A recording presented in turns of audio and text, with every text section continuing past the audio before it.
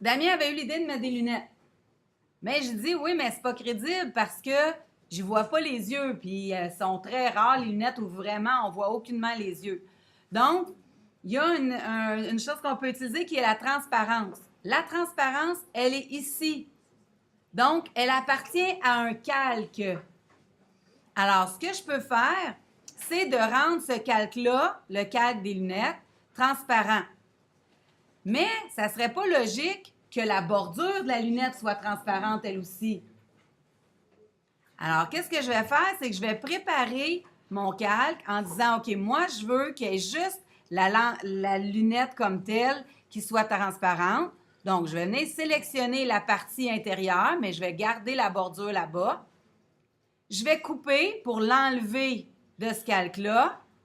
Et quand je vais coller, ça va me faire un nouveau calque avec juste l'intérieur.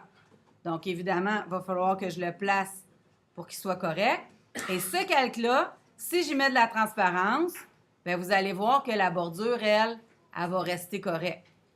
Donc, là, je peux jouer avec ma transparence, mais juste pour la partie des lunettes qui est à l'intérieur. Donc, là, je peux faire l'effet que je veux. Si je veux voir les yeux beaucoup, moyen, je peux le changer autant que je veux avec cette partie-là. Donc, la transparence, c'est l'option opacité qui s'applique à un calque. Vous pouvez l'utiliser pour plusieurs choses. Entre autres, si vous faites de l'ombre, c'est une bonne idée d'utiliser de la transparence parce que quand il y a de l'ombre, on voit toujours, mettons de l'ombre sur du gazon, on voit toujours un peu le gazon.